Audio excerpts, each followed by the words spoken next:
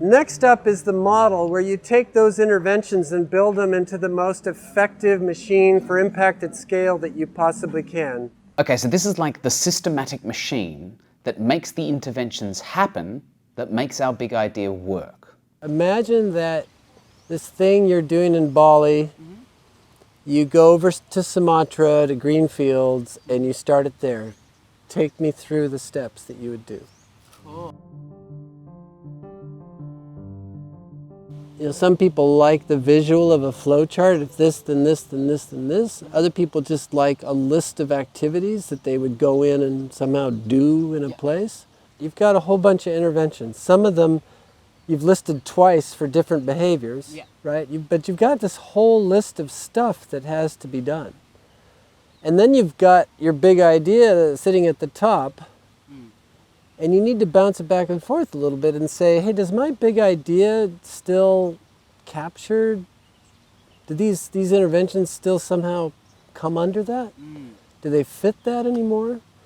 And stepping back from all those interventions that I now believe have to happen, can I start to see a stepwise process, a systematic process that could efficiently deliver them? You're trying to think of a systematic, replicable set of activities that you can do again and again and again and iterate on.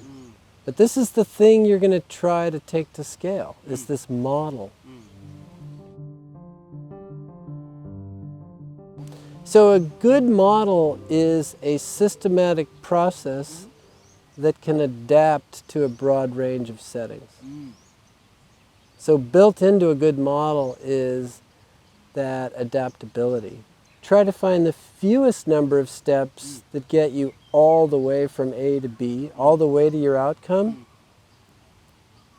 but actually connect all the dots all the way to outcome. And that's probably the best general approach. For Ingenierie, the model is deceptively simple. Build a business that gets stoves and fuel to customers.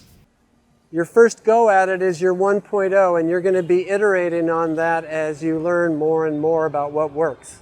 Once you have a model, you can start to design a strategy for getting it into play and create a plan for getting it into play. Once you have a plan, you understand what functions you need, and when you understand what functions you need, you start understanding what people you have to hire.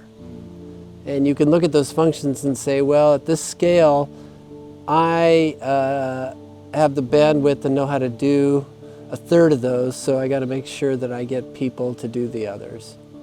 Or you realize there's core skills that you have no idea how to do, and you're going to have to hire them in. Until you know what you're going to set out to do, you don't know what kind of organization you have to build to deliver it. I think people who are serious about impact find the notion of rapid prototyping exciting and even reassuring. It's like, oh, now I have a process for how to be serious.